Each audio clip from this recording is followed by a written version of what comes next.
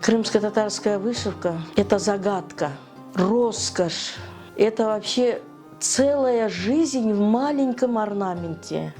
Крымско-татарской вышивки не просто вышивка, цветочки, стебелечки, пайетки, бисеры, а все, каждый орнамент, каждый мотив имеет свою значимость, несет какой-то смысл. Вот какую-то из техник выделить никак нельзя. Дело в том, что если мы вышиваем эль-капак, если мы вышиваем феску, то там, естественно, очень красиво смотрится мхлама, букме. На ен-капаках очень богато смотрится техника каснак. Если вышивать уже учкор, если вышивать евдияры, то там уже татары-шлеме.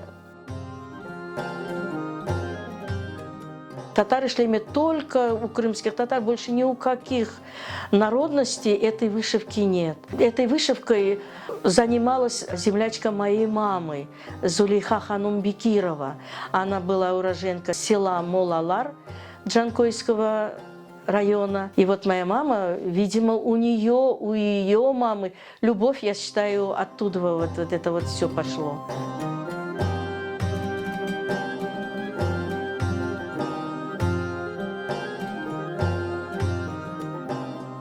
Когда начинаешь вышивку, естественно, вспоминаешь свою семью обязательно, вспоминаешь свой род, потому что это древо жизни, это древо моего поколения, это умные, добрые бабушки.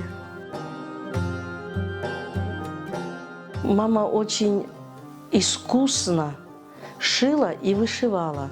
Вот раньше, если была свадьба суннет той или буюк балабан той, то мама всем родственникам вышивала рубашки. И я могла часами сидеть рядом с ней. По образованию я бухгалтер сельского хозяйства. Естественно, после 10 класса я очень хотела быть дизайнером, модельером и поступала в Ферганский политехнический институт. Но удачи мне не улыбнулась. Я на втором экзамене провалила, приехала домой. Но на следующий год, на второй год, я опять попыталась поступить. И, естественно, опять второй экзамен у меня не получился. Поступила в Шахрезябский техникум механизации сельского хозяйства заочно на бухгалтера. Но шить я шила, вязала и вышивала. Никогда я его не оставляла, эту работу. Она у меня всегда со мной была.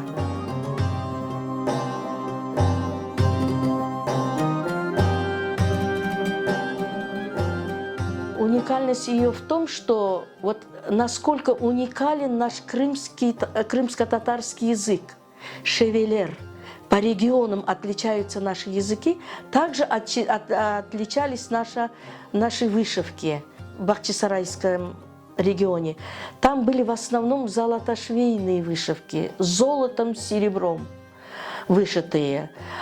Судак тарафында уже подключались шелковые нитки. Чоль тарафында там было разнообразие. Там, естественно, весна была раньше, расцветали маки, нарциссы, буйство красок было. Присутствовало 12 и более цветов вышивки, когда южнобережьем и в Бахчисарайских районах присутствовали самое много 4 цвета, в основном 3 цвета.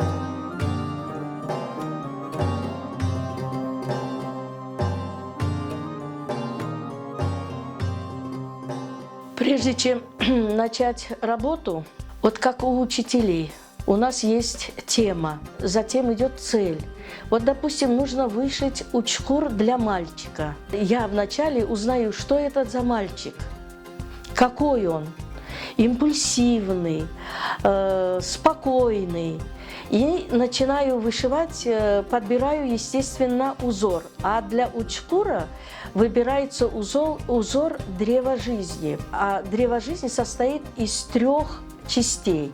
Это первое, естественно, наше прошлое, это наша любовь, уважение, почтение нашему прошлому. А центральная часть древа жизни уже это наше настоящее, чем мы живем. И третья часть – это наше будущее, к чему мы стремимся. И вот поэтому всегда, когда начинаешь какую-то работу, человек должен быть настроен к тому, что я передам, что я вложу в эту работу. Для парня. Вышила я картину, он был холостой. Вышила огромный тюльпан. В тюльпане я вышила розу. От розы отходили бадемчики. Я подарила эту картину. Парень встретил свою половину.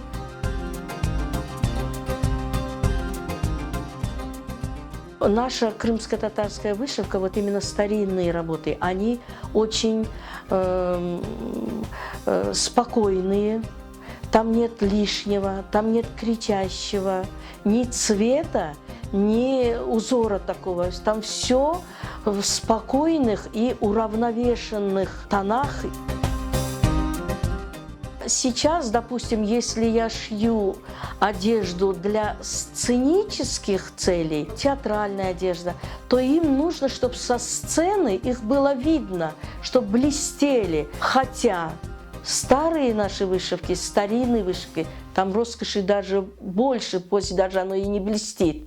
Но оно так собрано, так подобрано, что глаз оторвать невозможно.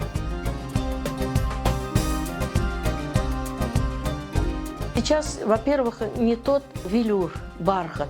Тогда назывался бархат кадифе. Он был на хлопчатобумажной основе. А сейчас все на синтетике, все на шелке, стрейчевые ткани. Естественно, работа тоже не очень и гладко, ровно смотрится. Но опять-таки есть секреты, есть возможности, которые можно это все предусмотреть. Нитки. Нитки, естественно, сейчас позолота идет. А тогда раньше, естественно, были золотые. Неспроста сказано золотая вышивка крымских татар.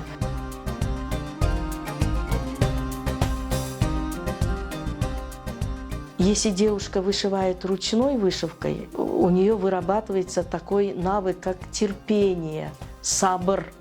Если она терпеливо вышивает стежок за стежком свою работу, то она и к жизни будет терпеливо относиться. Потом у нас не будет разводов, будет какая-то вот гибкость в отношениях. Мне очень хочется, чтобы наши девочки вышивали. Я говорила, что Зулейха Ханум Бекирова с Джанкойского района, с села Молалар. И вот я очень хочу, чтобы прошел фестиваль крымско-татарской вышивки на родине Зулейха Ханум Бекировой, чтобы все вышивальщицы со своими работами приехали, чтобы все видели, что на ее родине, что там, где это начиналось, продолжается и что она по сей день есть. Пока наша нация есть, вышивка будет. Это будет большим преступлением не продолжать нашу вышивку. Тем более, когда есть такие учителя, как Венера Курмаева, такие учителя, как Халиде Кипчакова.